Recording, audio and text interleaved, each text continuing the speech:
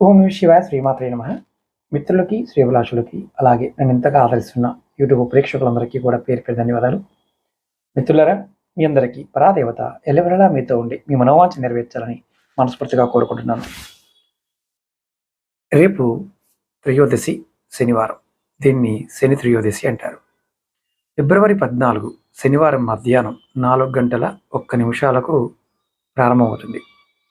ఈ త్రయోదశి తిథి ముగింపు ఫిబ్రవరి 15 అంటే సాయంత్రం ఆదివారం సాయంత్రం 5:04 వరకు ఉంది. అంటే మనం చేసుకోవాల్సింది శనివారం నాడే చేసుకోవాలి.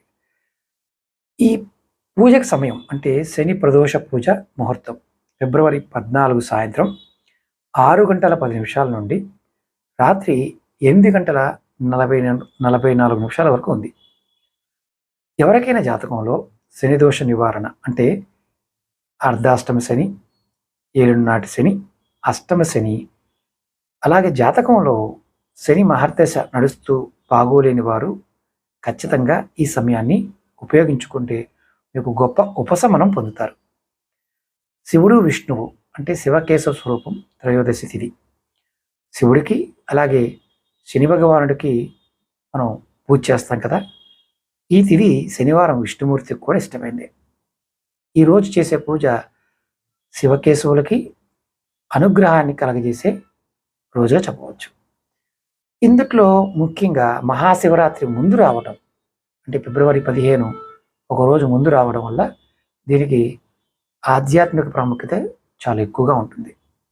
ఈరోజు చేయవలసిన పనులు చెప్తాను. మీకు అవకాశం ఉంటే అభిషేకం చేయండి. శనీశ్వరుడికి నువ్వుల నూనెతో అభిషేకం చేయడం వల్ల పీడలు తొలగిపోతాయి.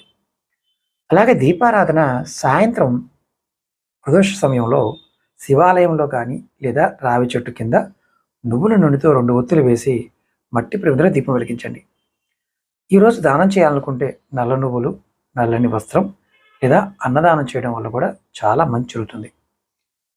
మంత్రం వచ్చి ఓం శం శనేశ్వరాయ నమః అనే మంత్రాన్ని 108 సార్లు పఠించండి. హనుమాన్ చాలీసా శని ప్రభావం తగ్గడానికి హనుమాన్ చాలీసా పఠనం కూడా ఈరోజు చాలా ఉత్తమం ఉంటుంది.